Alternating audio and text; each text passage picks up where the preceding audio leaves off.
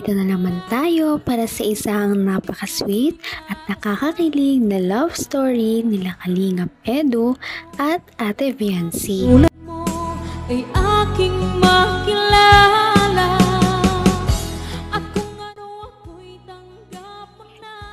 Para sa pagpapatuloy ng ating love story ay matutunghayan ninyo ang mga kilig moments na nangyari sa Hong Kong noong huling araw na nila doon. Dahil nga pauwi na sila ay marami silang mga gustong gawin sa araw na yon. At isa na doon ang paggagala sa mga tourist spot dito sa Hong Kong. At sa kanilang paggagala dito, mapapanood natin na talaga namang alagang-alaga ni Kalingap Edu si Ate Viancy. Kahit sa simpleng paglalakad ay hinahawakan niya ang kamay nito para hindi daw ito maligaw. Napaka-sweet naman. At ito na nga ang mga pangyayari sa kanilang last day sa Hong Kong.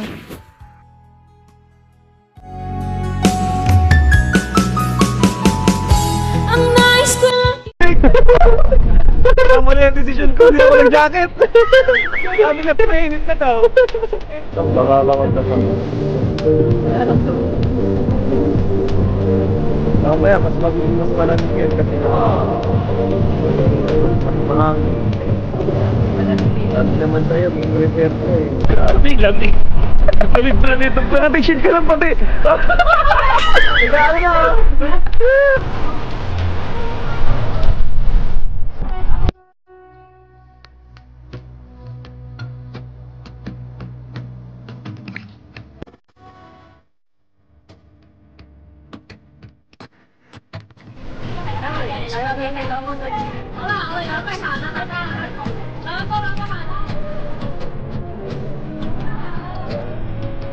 Ayun ba? Ha? Ito, parang ano?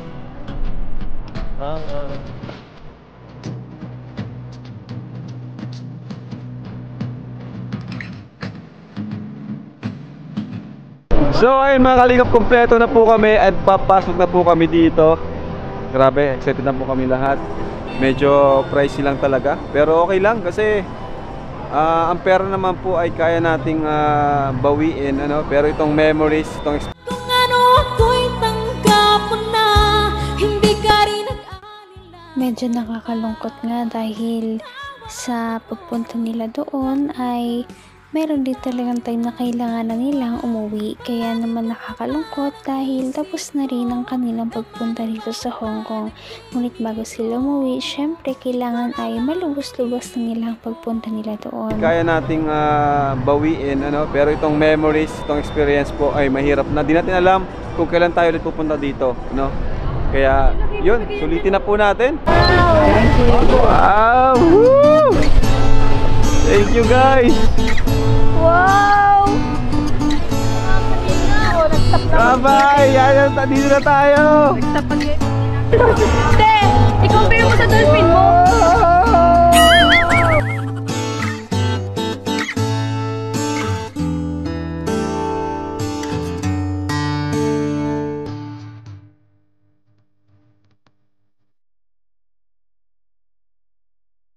Ready ka na? Sumakay? Oo, ready. Baka matakot ka. Relax lang sa taas. Bagay. Ferris wheel ba? Kinaya mo eh. Nakasakay ka na dyan? Hindi pa. Ngayon pa lang dito. Ngayon pa lang. Paras pa lang. Para natin ma-experience first try. Kamay mo ah. Ha? Kamay mo. Oo. Ano kaya meron doon, ano? Mataas, nakaka-curious. Siguro so. Ano, kitang kita yung ano dito. Alin? Sige dito. So ayun guys, malapit na guys. Ito po, si Viancy Kas. Naman ang bawat panaginip ko. Ikaw lang. Tinanong nga ni Ate Viancy si Kalingap Edu kung nakasakay na ba daw ba siya dito dati.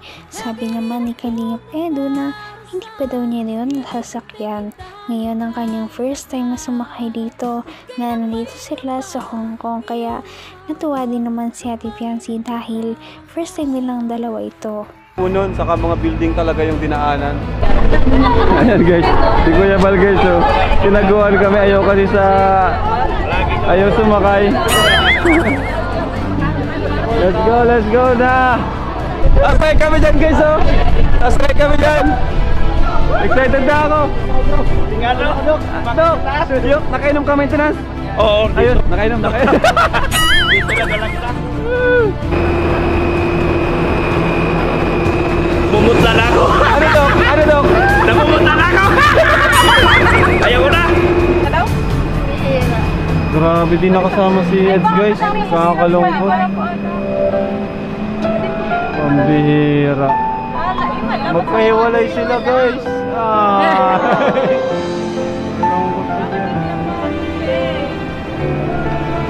Ay, grabe. Mas maganda yung sa Singapore na, malawak. Malit nga lang ito. Malit lang ito. Saka ano, pag ganyan ang upuan mo. Siguro kasi namin dala. Grabe, sayang. Baka nilang. Wala kasamang Edsy. Baka dala na dala nilang sa pamilya. Baka. Dapat pinadala mo na lang kasi sa kayo sa restaurant. Ay, sayang. Lada! Ayan na. Naintindihan mo na ba? Ayan na. Ano na tapos labas ng tao? Maganda yun. Hanggang wakas ay tayo ng dalawa. Palagi kang naman ang isip ko. Kahit na exciting ang kanilang sasakyan ay parang malungkot si Ate Fianchy. Paano ba naman hindi niya nakasama ang kanyang hubby na si Kalingap Edu sa Ferris wheel na iyon? Akala niya kasi makakasama niya ito sa mismong sakayan, ngunit hindi inaasahan na magkahiwalay pala sila. Kaya naman parang LDR silang dalawa. Maganda yun. Nagsisilipan na lang sila doon. Sinipan na lang sila. Ipa na lang kayo dyan eh. Dali ito kasi. Ano yung bilutuya?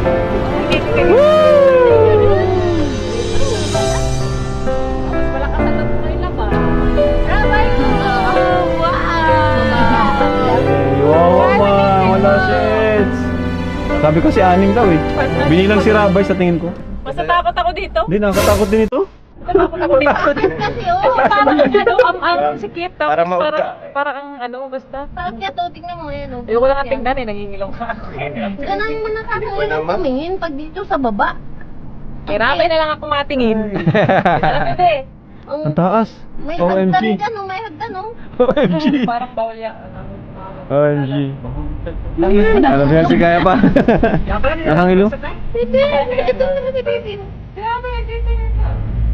Nangingilong. Nung sa Singapore na pakingilong, dito ako nangingilong. Wala, ang taas. Ang taas pa nito. Ano ako? Baba lang. Ay! Ay! Nakangilo. Tirabe, nakatingin. Ang grabe. Tirabe na nila po. Dahil kinakabahan ako.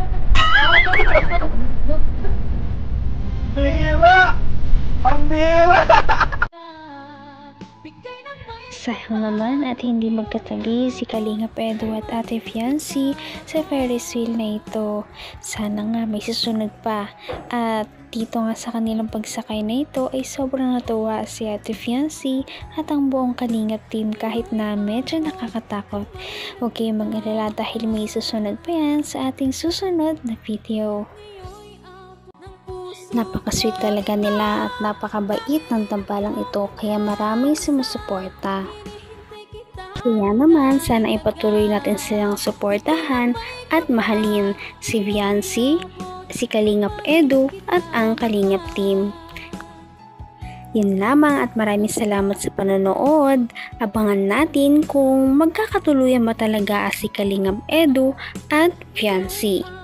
Hanggang sa muli! Bye! Ngayon'y abot